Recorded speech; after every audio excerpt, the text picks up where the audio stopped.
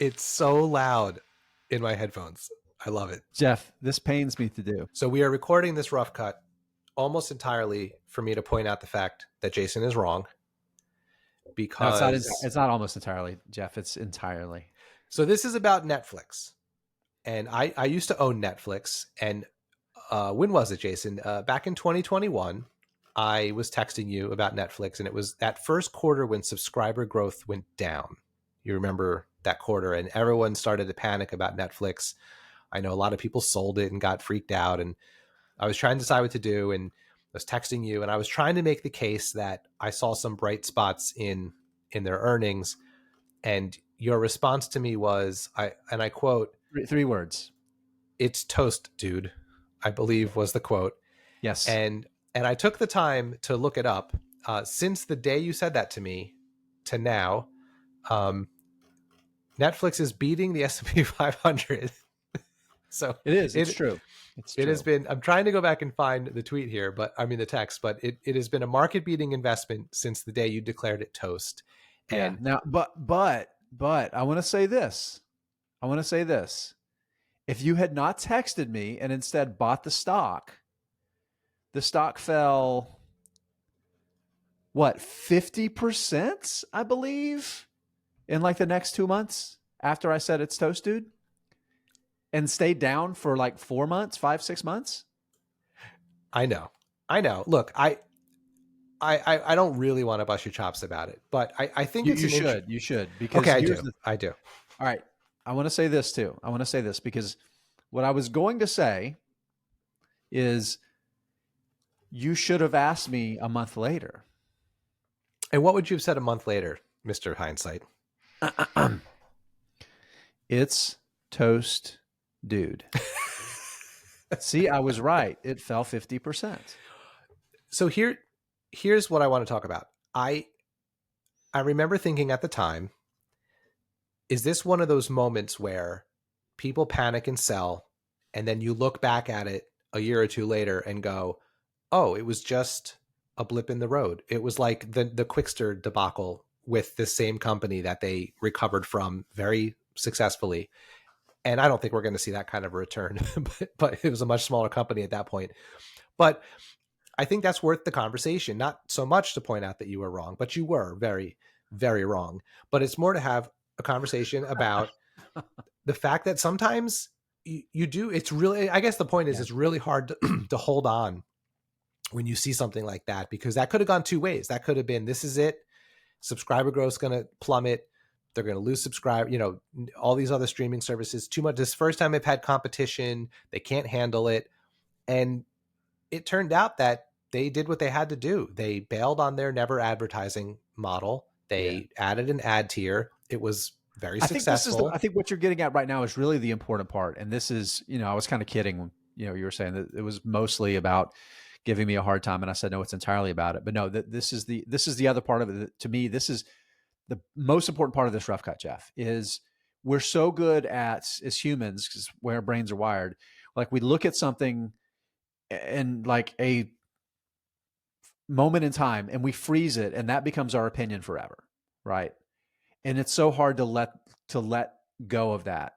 And as an investor, this is one of the biggest reasons that we screw up, is because we form that opinion about the thing that happened, and we don't continue to reevaluate. Warren Buffett is, one of my favorite Warren Buffett quotes is talking about, he changes his opinion when the facts change. And you have to be able to reevaluate. And talking about the change in the ad market alone, like moving to that ad, I think it was in November 2022.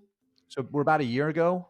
Now we're getting close to a year ago when they rolled out their ad tier.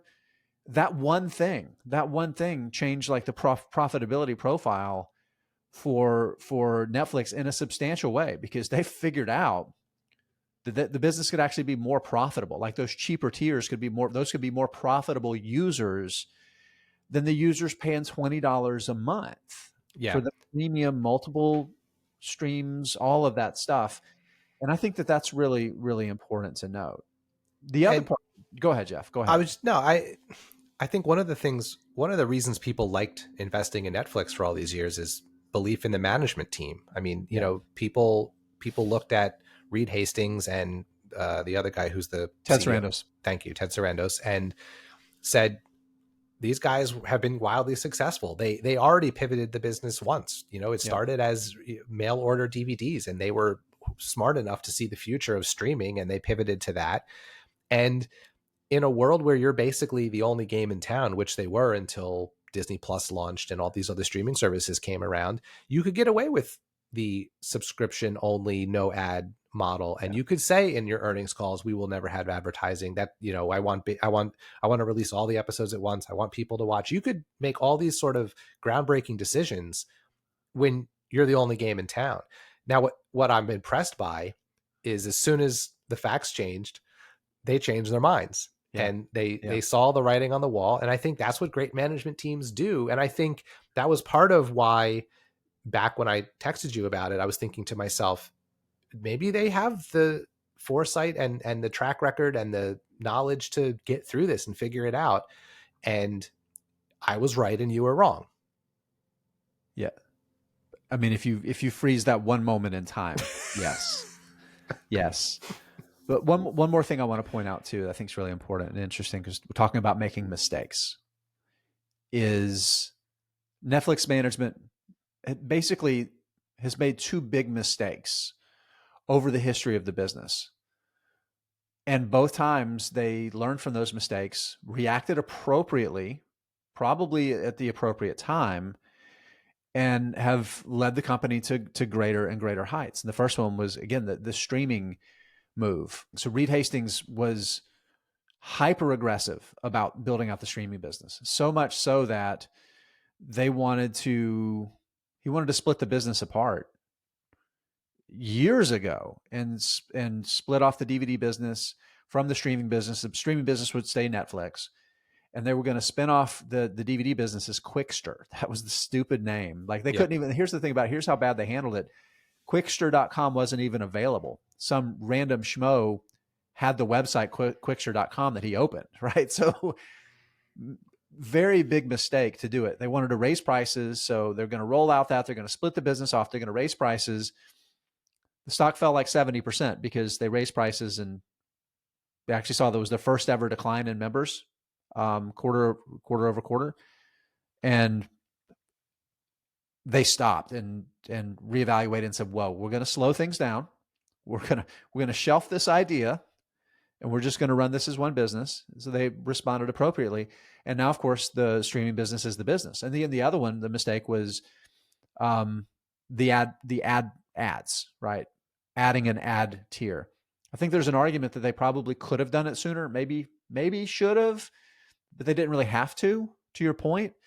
But when the environment changed and the competitive environment changed, what happened? Competition creates innovation. Necessity is the mother of invention. They needed to do something. And the thing that they needed to do from a competitive perspective made the business more profitable. And it's wonderful how that's happened. Yeah, it's easy to say they could have done it or should have done it sooner, but I think that's the reason you want to invest in companies that have massive competitive advantages. And up Yep. until 2019, they did. Yep. So it's easy with hindsight to say, oh, they should have seen this coming and they should have, but no, they actually could have afforded to let the problem come to them because they had such a Yeah. advantage. I mean, they are pretty much table stakes for anyone who is a streamer. So anyone who doesn't still watch cable TV, Netflix is kind of table stakes. It's just a thing you have, and that's not secured. That's not going to be there forever. But when you have that kind of advantage, you can kind of wait a little bit longer. I think they pivoted at the right time. Now, who knows where it goes from here? There's still, this isn't like they're on this like undeniable trajectory to, massive stock returns, but it was just an interesting moment in time and a good lesson for investors to think about. Yeah, Jeff, this was fun. We did it. We did it. I need to hear that. I need to hear that music again. Okay.